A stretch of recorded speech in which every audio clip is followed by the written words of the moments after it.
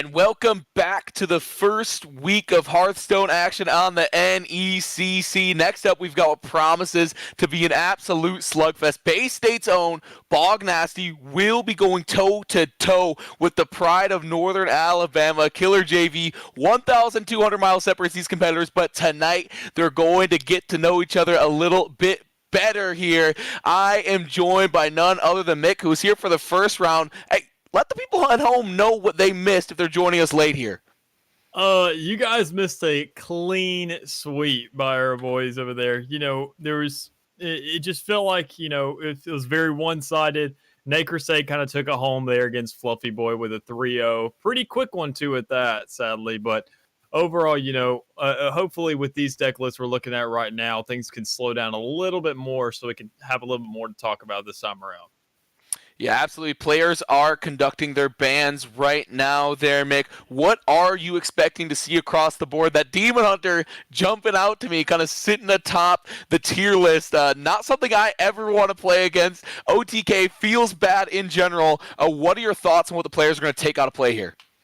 I'm thinking we're going to see a lot more tempo than we actually bargained for. We see a lot of aggro. We see a lot of, Highlander recently, but with how the meta's going, everything feels like it's so quick, so up front, worrying about mulligans and just praying to God you get that quick curve in those first 3 turns. Absolutely. We do see a lot of low-to-the-ground decks here, as I do hear bans are coming through from the producer.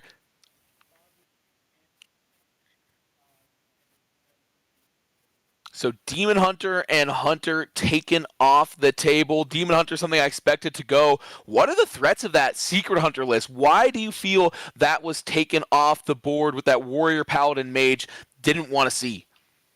With Secret Hunter, it's just such a pain to play. I mean, we saw earlier Fluffy actually get beat for, playing it. But if you don't have the right deck list, looking at, depending on how many resources you have to expend at one time, a Secret Hunter can just constantly keep threats on the board with all the new secrets being introduced, with minion replications and, just kind of flooding the board with those secrets. You don't want to sit there and mess with that. If you don't only have so many minions to play, and if you only have so many cards to play, it just takes too many cards out of your hand to sit there and deal with the threats on board. And by that point, Demon Hunter's hero power could just ping you down to death. Yeah, absolutely. So with the 6 decks that we do have left, I'm looking over at Bognasty's side. You were talking about we had maybe a bit more tempo than we had bargained for. These 3 decks are pretty low to the ground. This Paladin deck on both sides kind of feels like the odd one out to me, but that Rogue, that Warlock, going to stay pretty low to the ground, as will the Enraged Warrior for the most part on the other side. Both players are bringing this Paladin deck to the table, featuring that large top end. We were talking about it beforehand, this Ramp Paladin. You said you haven't seen much of it yet. How are you expecting it to perform given the other decks we see? With Ramp Paladin, I've sit there and I've kind of done a little bit of research. It seems to have a lot more resource generation than other kinds of low to the ground decks. You do have those more expensive spells. You do have those minions and things to sit there and kind of rejuvenate what you've already summoned over the course of the game if it gets around to a late game situation. But besides that, it's just praying that, in those bottom ends, you get the right pulls. You sit there and you're allowed to chain your hand and keep your hand as full as possible, because otherwise you're just going to get blown out by somebody who sits there and just has a better position on the board. And at that point, it doesn't matter how many cards you have in your hand. By the time you sit there and expend all those resources, you're just going to be out of gas. Yeah, absolutely. That will be the only mirror match that we potentially get the chance to see over the course. And honestly, in the mirror, it's very odd, right? Because you want to be the second player. You don't want to resolve a Nozdormu, I guess, right? You set each player's mana crystals to 10. You want to be the first player to take advantage of that. So I'm excited to see if that comes to fruition. I would love to get to see the mirror match just to see how those players do take it on. My eyes then are drawn to this secret mage. What do we know about this list? You were talking about some of the new secrets. Newer Netherwind Portal just feels terrible to play against. 4-cost minion is just huge. Yeah, for 3 mana, it's actually really annoying to face. You sit there, especially with mages' secrets and how strong they can be in terms of the spells and the things you can cast. You're always worried about a counter spell. You're always just trying to do something to get around those strong secrets. And, you know, say if you think it's another way, if you think it's a counter spell by some chance, and you sit there, end up drawing or, you know, using your coin to burn it out, you just gave them for 1 mana, you just gave them a free 4. So, you know, it just feels really bad to sit there and with the trade offs and the theoretical kind of situations you're put in with those. You know, Secret Mage being very aggressive nonetheless, you know, surprisingly being a very aggressive, very draw based kind of thing with that Sage Seer, the Dark Moon, with every single friendly secret you cast, it draws a card. So it encourages you to burn through your hand and get through as quick as possible. But overall, you know, it's just all these new secrets that are being introduced are just encouraging this aggressive meta that we're going to see, you know, half and half a little bit of tonight.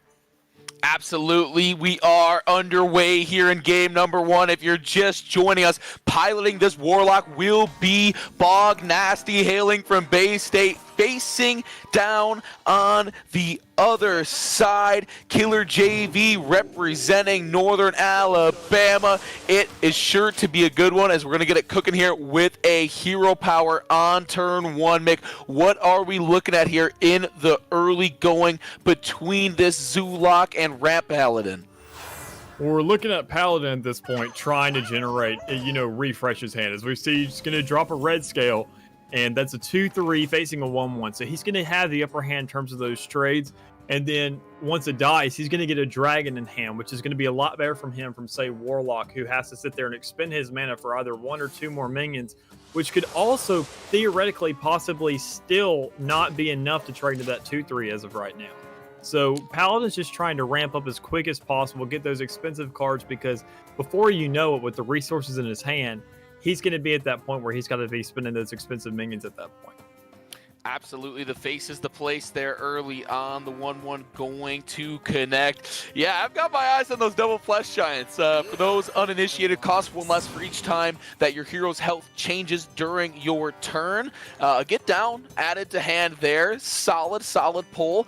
Feels good, especially going up against decks that are trying to win on the ground here, are trying to put bodies to the board. We're going to see Hearthstone played there into a Void Walker. My eyes are also drawn. I mean, this hand for the Warlock just feels so good. Flesh Giant, but also the hand of Gul'dan there. If there is a possible way to discard that, it's going to absolutely go off the rails in a hurry. Yeah. And, you know, looking from KillerJV's side, you know, he's running on a lot of cheap cards right here, giving him a lot of options to counter these early minions on the board, giving him a lot of options to sit here and just kind of play things out, get these trades in, and still establish himself aboard, because by the time it gets around to those flesh giants, he's going to need things to sit there and counteract those big chunky presences that are on the board. Yeah, we do see another card drawn here. Next turn is taken. Thinking about this Wand Maker, right? Getting that get down, is that the card you would prefer most? Snagging off a Wand Maker, 1-cost spell, as we do see a Nightshade Matron played, does discard that Gul'dan's hand, will draw 3 into another Gul'dan's hand. Ooh, this engine is getting scary. Which we do see, you know, JV dropping the Storm Moon, which is really good for him because, you know, from his point of view, he does have a couple of expensive cards in hand. He wants to go ahead and get those corrupt effects off. He wants to get these expensive minions out because, you know, both incantations of this decks that each player has, they have an Azoth God of the Deep inside of these decks, and they want to sit there and get as many of those big minions on the board as possible. So when it gets around to playing that, he has plenty of things that will flood the board once he plays that 10 mana cost, you know, with that 5/7, you know, with the Scrapyard Colossus or things of the likes of that. That's another 7/7, which has a taunt and a death rattle. You know, he's just trying to sit here and get it to where he has a big playing turn, just like these flesh giants, which is just a little bit more threatening. Yeah, a bit more threatening indeed. Massive board coming through, and that Cameron that Ebonlock, really just massive momentum swing. You see the demons get discounted, gonna shovel some soul fragments in. It's not looking great, right? This is what the Paladin want to do. You're trying to get those 10 mana crystals early so you can drop your big threats, but unfortunately, just these demons got going a little bit faster. Like I said, fueled by that Ebonlock, reducing the cost. We're going to see if there will be a bit of a fight back, dropping some taunt threats here, getting the strongman on the table. What does the Paladin have to do in this matchup here, Mick, to crawl back in it? Well, the Paladin really just needs expensive cards because right now the Warlock is forced into a situation where he has to trade. I can see from KillerJV he has a Carnival Clown in hand, meaning, you know, it fills the board with nothing but taunt 4/4s.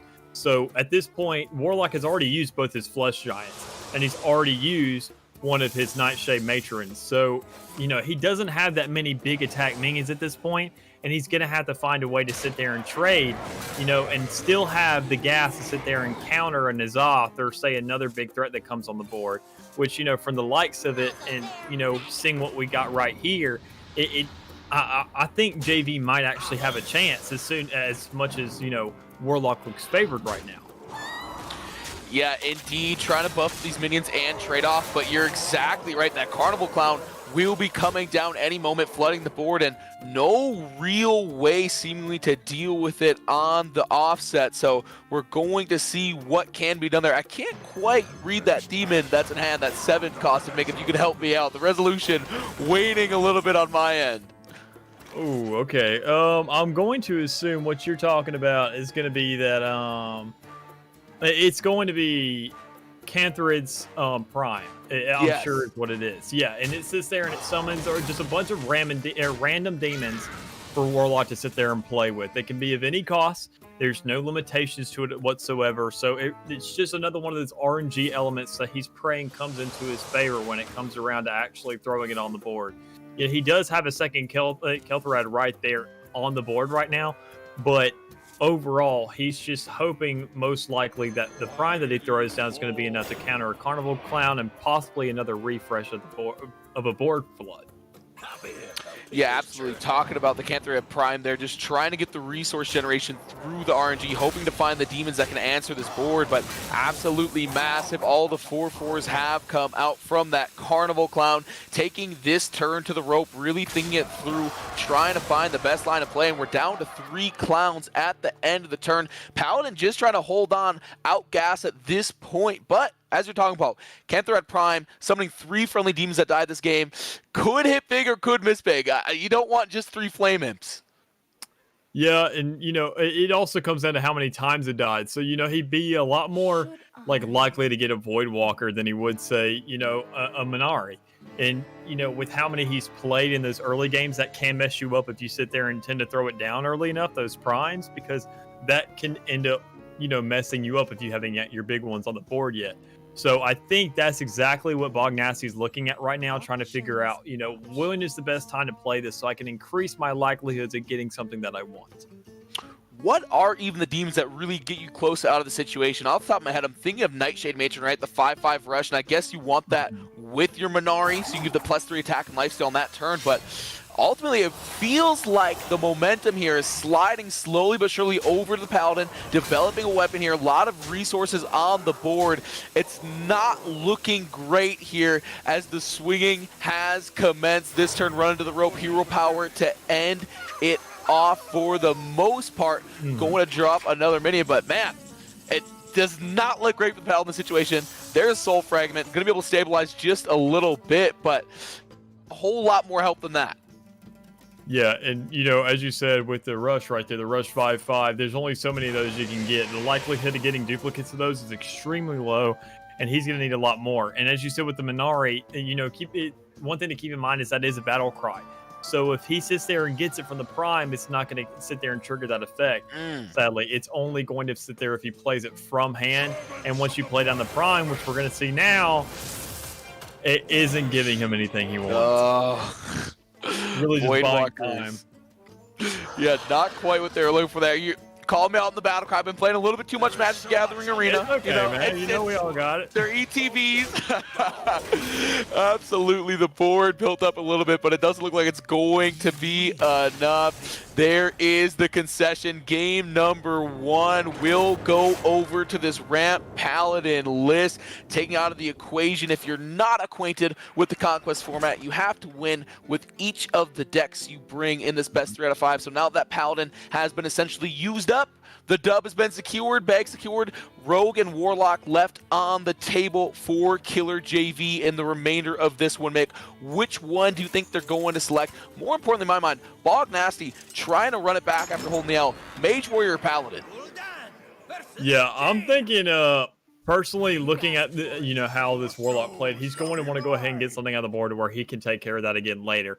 And the one option I have right there for that is probably going to be Warrior. So to hold it out a little bit longer, he might go ahead and try and get the Secret Mage out of the way, because whenever you're playing with a deck that's so aggro based, you need to sit there and get lucky with your first draw. So say if you don't get it the first time around, you're praying you get that a second time around. So you're really just trying to increase the likelihoods of getting those first beginning good draws and making sure that you can lock it down. And once he gets that, Warrior's a much easier play style with, every turn. If you just hero power, you eventually become invincible is what it feels like. Yeah, absolutely. We do see the Secret Mage coming out, and as an old head of the game, gotta pay a lot of respect to Secret Mage. A lot of oldies but goodies. Secret Keeper, you got the Kirin Tor Mage. Classics like Mirror Entity are never going out of style. Excited to see what this brings to the table. Which secrets are we looking for first? What are we trying to prioritize in this matchup against a deck that, once again, is trying to put bodies on the board? Well, against a matchup that trying to flood the board as quick as possible, Flame Ward is huge for that. As soon as that mage gets attacked, it's going to deal 3 damage to all enemy minions. So it's almost like a stronger explosive trap in a sense. So he's really trying to pull those right off the bat, but a Netherwind Portal will never hurt him by any means. Getting a 4 mana on the board to sit there and trade out, especially with all these cheap minions, it'll make easy trades over the long course of the game. Yeah, absolutely. Talking about the Netherwind Portal before, as a guy who likes to play Historic, would you get that Piloted Shredder off the Netherwind Portal? Oh, baby, a sticky threat against a deck that's trying to play on the board. Nothing better than that. Taking their time right here is KillerJV going to pop the coin out right there. 3 mana play in mind. Inconspicuous Riddler comes out and will scoop up a secret from the deck. Would like to see what that one is. I don't have the hover ability. What do we got, Mick? Oh, we got a Netherwind Portal, actually. So as soon as he sits there and Warlock, he doesn't have too many early spells, sadly, so he's not going to be able to get the trigger off until later on in the game. But, nonetheless, at that point, he's just going to be looking for trades because, once he gets the flesh drying out, a 4 cost will be a very crucial part in trying to trade that out and making sure to get damage off onto it to clear it out. Because the, 8 damage is just insane. Yeah, absolutely. And honestly, outside of Wicked Whispers, I can't think of a spell that you're really trying to hard cast, right? The Hand of Gul'dan, you're obviously never trying to actually play, will just get discarded. So this may actually stay on the board for quite some time. And if it really comes to it, I mean, Bognasty's going to know that that is a Nether Portal at some point or another. Yeah, and with that, it really comes down to making sure the Wicked Whisper pops off in the right way. You want to sit there and make sure that you get a big enough board, which, I mean, it looked like a pretty solid threat right here, but I don't think he wants to trigger that Netherwind Portal, so he's just going to settle with a lot of small pinging of damage over the course of time and just trying to wing it out as long as he can. But, we just got another secret. Sadly, not Flame War, which is what JV would be looking for. It's a rigged fair game. Meaning that if he doesn't take any damage during his opponent's turn, meaning if he doesn't attack the hero at all, if Bognasty doesn't touch him, then that means he gets an extra 3 cards. And I feel like Bognasty's going to be pretty aware of that. But issue is, if he knows that it's not, if he's afraid of the fact it's a Flame Ward, he's not going to touch that man, therefore giving him exactly what he wants. I don't think he's afraid, though. It's going to develop right into the secret. I don't see a reason to play that Flame Imp if you are fearing the ward here. Maybe overplaying his hand a little bit, but not going to be punished, as we do know what the secret is. I don't think that Rigged Fair game is going off probably for the remainder of the game. That's going to be one tough task to get it off. We do see a fireball drawn there, a little bit of direct damage. Probably going to have to use his removal at some point here. Mick not looking the best for this Secret Mage out of the gate. Yeah, and that's exactly what I was trying to mention earlier, going back on, like, hoping for those early draws, getting the right pulls. Sadly, he got the Netherwind Portal right off the bat. Say if he got that Rigged Fair game earlier in the game when he had to sit there and make those trades rather than, going directly face as he's been doing right here, he could have actually possibly gotten that secret off. But, when it comes down to it, looking at the resource he has in hand, he just doesn't have enough to sit there and counter the gas that Bognasty's throwing on the board with the Zoo Warlock. And that's exactly probably why he played this second, to make sure that he could increase his likelihood of winning with this. But when it comes down to it, he's also possibly hoping if he can go ahead and knock out this aggressive kind of deck, that maybe when it comes around to the next one, he does have a little more time to buy with one of Bognasty's other decks to buy on that time to go ahead and get everything out that he needs to and trigger those secrets. Yeah, and I think the only thing that would have saved here for KillerJV would have been an absolutely killer Jandis Barov summering some 5/5 or some 5-cost taunts, excuse me, but they will trade, evening up the series at 1 win apiece. That Warlock will be taken out, leaving the Rogue and Paladin left, if I am not mistaken, for Bognasty. Still looking at that Warrior Mage on the other end for KillerJV. I know personally, I got a lot of pride in my heart. If I lose with that mage, I'm running it right back. What's your general philosophy on this, Miv? You know, he's probably just wishing he can mulligan again. I mean, that's really all you can do. You know, when you're only stuck with 3 cards, you know, he had the upper hand on that second time, being able to you know, sit there and have the extra card and get that extra chance possibly. But in the second time around, he's really praying he has enough gas to sit there and counter what, you know, Ramp Paladin is going to throw down, because he just ran this deck and won the first match with it. So he knows it's a threat to be reckoned with, and he knows how to counteract it, because, you know, when it comes to, you know, these meta decks, there's not too many differences you can make to it without, you know, threatening the win condition of it.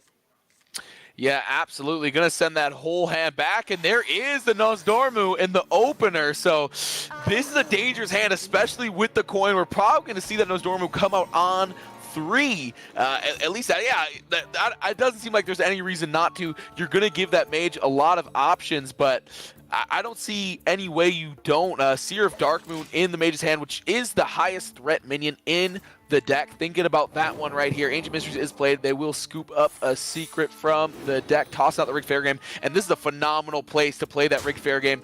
Most likely not going to take any damage here, especially early on against a deck of this nature, and we're going to get the Rod. Gonna just kill that right here, pop out the coins. We're gonna have to wait to turn on that Nosdormu. Rigged Fair Game should trigger right here, but all in all, I'm liking the start here for the Secret Mage. It seemed kind of doomed with that Nosdormu, and it felt like it's gonna hurt a lot, but finding their feet here early on, generating a lot of card advantage. Yeah, and, you know, looking from JV's point of view, he has plenty to work with here. When you really think about Nosdormu and, you know, getting that 10 mana, the only thing, you know, Mage is all about countering spells and, you know, manipulating the board with them. And with so many counter spells at his disposal, he can sit there. The only thing this Paladin deck has, he could counter it with a Light Forge Blessing, which is a twin spell. But, you know, even if it's a twin spell, that counter spell is going to diminish the effect completely, not allowing it to go back on the board. So the only other thing he has is a Tip the Scales, which is summoning 7 Murlocs from your deck for 8 mana. And if that's a big card that gets countered, then that's technically a whole turn that's gone to waste, and a card that he can't utilize going forward. Yeah, absolutely. At its best, Counterspell just reads take an extra turn, which would be absolutely massive in a matchup like this one. Going to generate another random Murloc there, and one that is playable. Going to get the Sun Guild there, dormant for 2 turns on play. Pretty solid, actually. Very mana efficient turn. Very fortunate to grab that 1-drop. You're not looking for anything massive because you've got your threats in hand, right? You've got the Nosdormu. This Paladin deck is just getting ready to go. We are revving the engine of that lawnmower, baby. That grass better watch out. This Secret Mage has to start doing something. A mirror entity could be big, but you have to save it for the turn after the Nosdormu if they can dig deep enough to find it. Yep. And, you know, there's also another thing. You have to sit there and worry about that exhaust later as well, because, I mean, you can only clear so much. And, you know, JV does have Sage, Seer the Darkmoon, but if he doesn't go ahead and, you know, he's going to wait for that Nosdormu to go down to be able to pop that. But at this point, he only has 2 secrets that are triggered, so he can't sit there and wait this out. Like, he needs more resources in hand than just a bunch of secrets, because, you know, it's almost like a cycle that's just messing him up in hand right now, to where he needs something that draws for each secret trigger, but he's got secrets on board that are already played but haven't been triggered yet to sit there and cast again. Yeah, without a doubt, not generating the card advantage they would like. And in this matchup especially, as you said, there's only so many boards you can clear. There's only so much you can do. You're not going to be able to go late against this Paladin deck, and it really didn't feel like KillerJV got the ammunition early on they were looking for. Outside of that fantastic secret on one, drawing some cards there. The rigged fair game was escaping me for a second. I'm missing the Kirin Tor mages, smacking for 4 early and often, and that kind of tempo is what they're missing out on. Considering playing Norse Dormer here, I don't see a reason not to. Your hand is absolutely stacked. Ops for the war leader, so going to slow roll this just a little bit, taking the conservative approach. Mick, how do you feel about that line? I feel like it's a very solid move for Bog right now. Knowing that Mage is only going to have so many spells, so many things to do, and not enough direct. He's going to save it for those large threats. He's going to try his best to sit there and just keep a presence on the board in terms of minions and just keep on trying to ping down damage slowly, because he's already hit JV's face a couple times. He knows that his minions aren't going to die to a flame ward. He knows he's okay and he's safe in that sense. So he's going to just take advantage of the moment while he can. And, JV's going to sit there and think that a rigged fair game is going to counteract it. Maybe trying to scare him into a flame ward or something, but with all your Murlocs not being too expensive and your 2/3 drawing you a dragon, it's just not enough to sit there and scare the man and put anything on the board that's going to matter. Yeah, that Skyfin coming through as well. The threats are piling up right now. You may have to, that's what I was about to say. Something you feel like maybe you're going to hold on to. That Flame Ward is going to get its most value right here, right now. And to boot, you may get a rigged fair game. I believe, is it trigger on attack or damage? It's after damage. After damage, so after attack 0. So will not trigger the fair game here. The board will get wiped, however, opening up. We've still got this No Stormy in hand, and from the looks of it, Bognasty is just very confident taking this game very, very slowly. Mirror Entity, one of the tricks up the Secret Mage's sleeves, not going to do anything there. And here comes Norse Domu, the Timeless, pretty much the namesake of the ramp deck, getting both players up to 10 mana crystals right away. And here's where the fun begins for the Paladin. And I think this right here, with a big throw on the board, a big number, this is where JV's going to throw down that Sage Seer, the Dark Moon. He's going to need to sit there. He's going to draw cards. He's going to try and refresh his hand as best he can, but also get a 5/5 on the board, which is going to be huge for sitting there trying to, counteract that 8/8 big threat that he's got down, especially being at such a health deficit. Absolutely. And how do you think about trading here, right? You draw that fireball, and in my mind, there's this very distinct battle, right? Like, I want to clear the board, but at the same time, how much direct damage is this deck really packing in the long run, right? You've got those 2 fireballs, but you're never going to win on the board. We talked about Kirin Tor mages and how effective they are early on. I mean, a 4/3 for 3 plus value, fantastic. But at this point in the game, just going to get outclassed by every single minion that comes out of this Paladin deck. Trying to flood the board a little bit here. There's an Azoth that is drawn. It is looking grim right now for KillerJV. Yeah, and there's only so much he can do. He did sit there and get a counter spell off, getting rid of that Repentance, but the Wand Makers actually sat there and kind of baited that out. So there goes to tip the scales, being huge for JV here, and something that he's really going to have to counter. Sadly, not having another Flame Ward in hand to sit there and kind of retaliate it. Hopefully being able to draw something with the Ancient Mysteries. But overall, Bog just having so much more gas for this lawnmower, as you mentioned. There's just so much more to play with in this deck. There's so many more resources for him to utilize. And this Ramp Paladin, this is exactly why it has such a high win rate. There's so many different win conditions. You can play it as token, as he did in the early game. You can play it almost as spell or as a peer or as a taunt, as we saw JV kind of buying out a lot of time against that Zoo Warlock. There's just so many different conditions to Paladin right here. And, Blizzard showed that Paladin overall is a big favorite in the offices right now with how solid he's been for these past couple expansions. Yeah, absolutely. This Paladin deck looking strong both times we have seen it. The one thing I would like to say about Bog, you said there's a lot of ways to play the deck, and Bog has just been so utterly patient.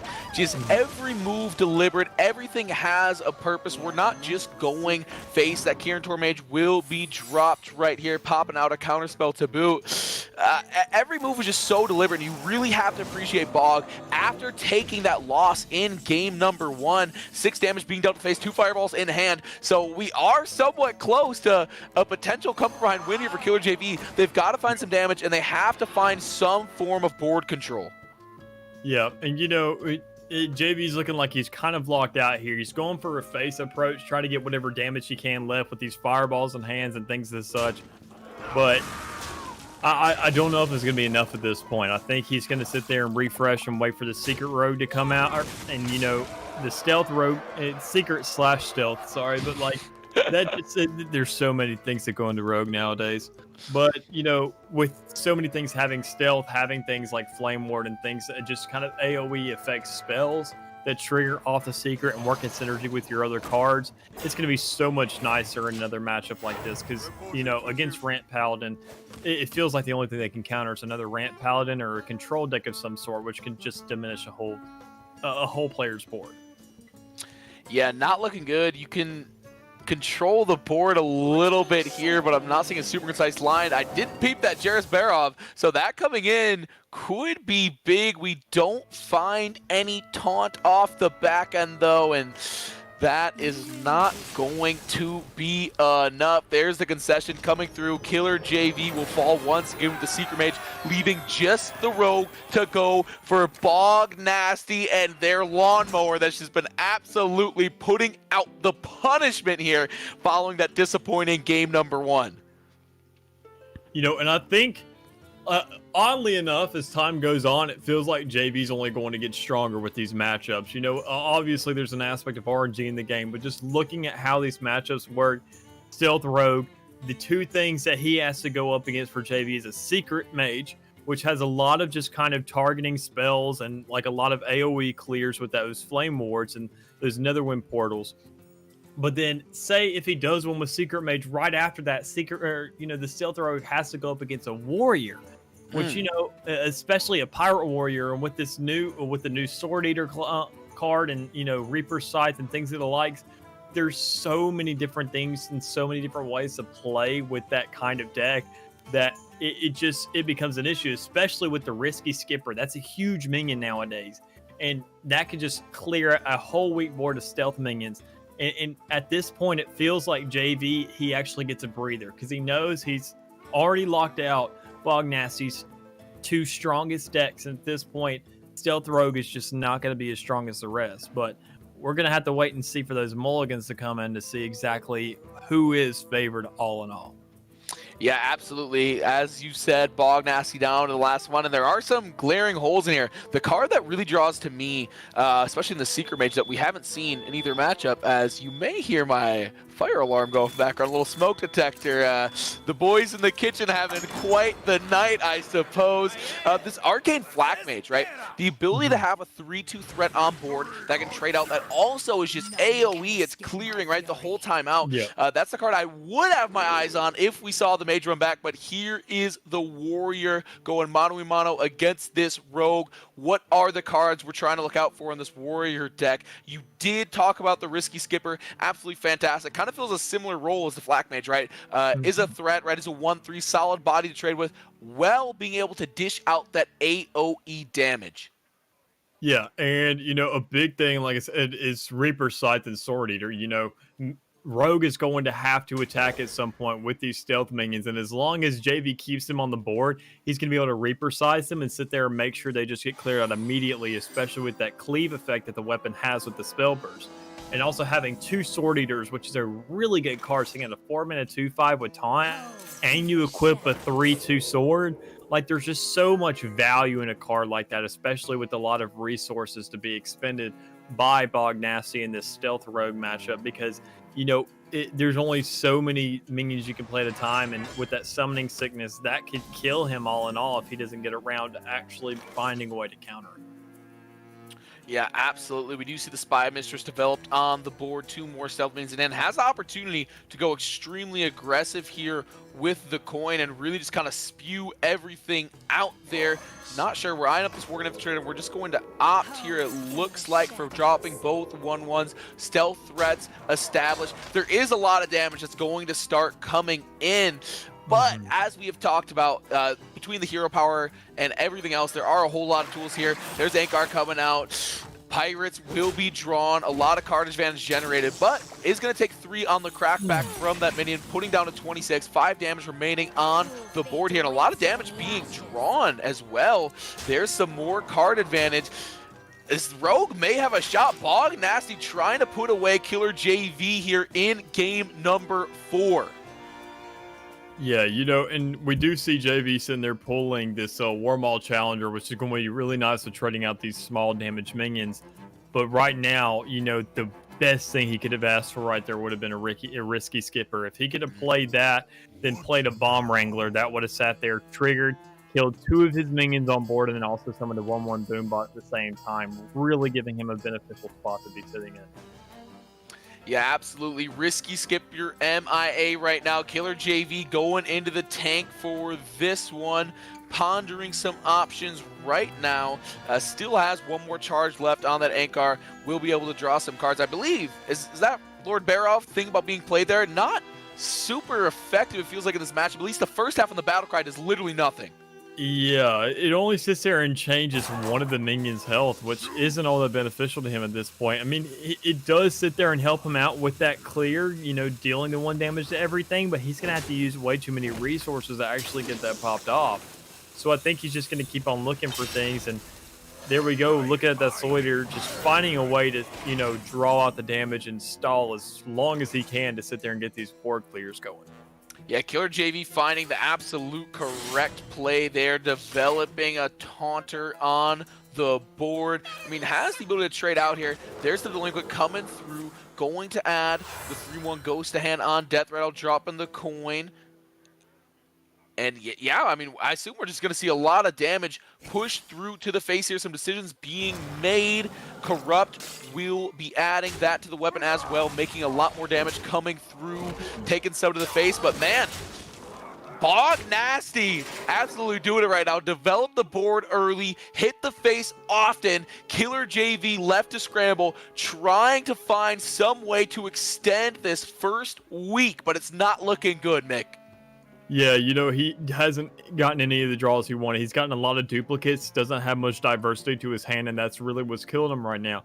He's probably going to sit there and try and get rid of that fight through, which is the biggest priority right now. But issue is, Rogue has so much more damage around the board, even in his own hand with his weapon, causing a lot of kind of disturbance, because that's the one thing that Warrior can't mess with. He can, you know, play with the minions on board all day with these brawls, with these, you know, AoE clears, things like that.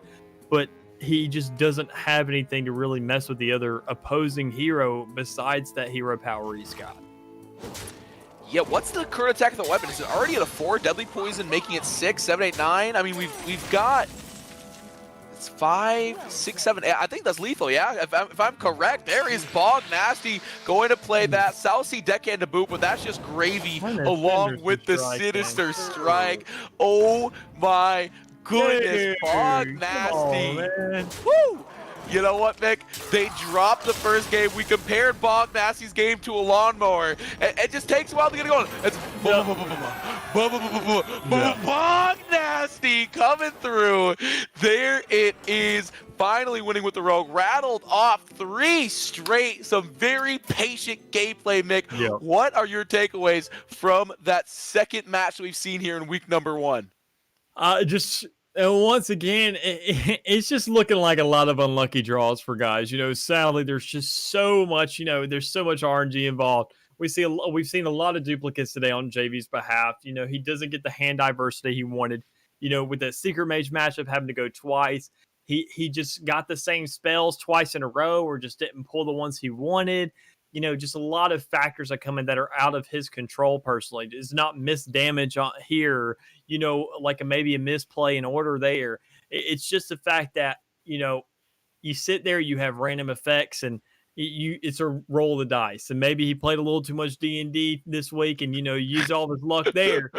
But I mean, we got to sit there and allocate our luck as best we can, because it Bognasty with those just consistent things, and having all those minions to place down that don't need that much synergy.